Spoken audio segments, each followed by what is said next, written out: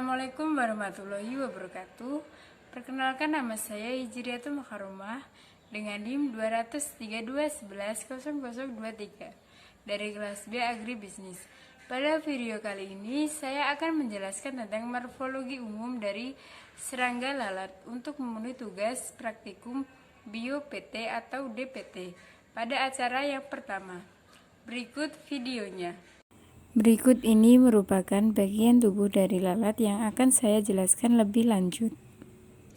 Lalat merupakan salah satu insekta Ordo-Diptera yang merupakan anggota kelas Hexapoda atau insekta yang mempunyai jumlah genus dan spesies yang terbesar, yaitu mencakup 60-70% dari seluruh spesies Arthropoda. Lalat dapat mengganggu kenyamanan hidup manusia, menyerang dan melukai host spesiesnya atau manusia dan hewan, serta menularkan penyakit. Pada praktikum ini, yang pertama yaitu menyiapkan alat dan bahan. Yang pertama ada cutter, yang kedua ada lidi sebagai ganti pinset, dan yang terakhir ada lalat. Pada bagian lalat terdapat 3 bagian, yaitu yang pertama ada kepala atau caput, yang kedua ada dada atau torak, yang ketiga ada perut atau abdomen. Yang pertama ada kepala atau caput. Bentuk umum kepala lalat berupa struktur seperti kotak. Pada kepala lalat terdapat mulut antara mata majemuk dan mata tunggal atau ocellus. Mata majemuk terdiri dari sampai dengan 4000 lensa terpisah yang menghubungkan gambar di dalam otak lalat. Lalat menggunakan antena untuk mencium dan merasakan. Permukaan belakang kepala lalat sebagian besar berupa lubang. Melalui lubang ini berjalan urat syaraf ventral, trakea, sistem saluran pencernaan, dan urat daging. Posisi kepala lalat dapat dibedakan menjadi 3. Yang pertama hipognatus atau vertikal, yang kedua prognatus atau horizontal, dan yang ketiga opistognatus atau obliku. Yang kedua terdapat bagian toraks atau dada. Torak memiliki 3 pasang kaki dan 2 pasang sayap, namun beberapa lalat tidak memiliki sayap sama sekali. Lalat merupakan satu-satunya binatang invertebrata yang memiliki sayap. Adanya sayap memungkinkan lalat lebih cepat menyebar atau mobilitas dari suatu tempat ke tempat lain dan menghindar dari bahaya yang mengancamnya. Sayap merupakan tonjolan integumen dari bagian meso dan metoraksi. Tiap sayap tersusun atas permukaan atas dan bawah yang terbuat dari bahan kitin tipis. Bagian-bagian tertentu dari sayap yang tampak sebagai garis tebal disebut pembuluh atau rangka.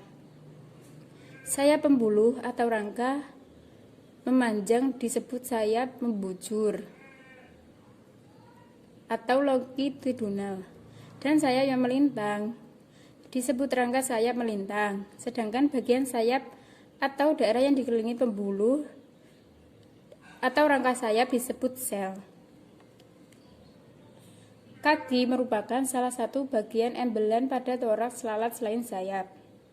Tungkai lalat terdiri atas beberapa ruas atau segmen. Ruas pertama disebut koksa, merupakan bagian yang melekat langsung pada toraks.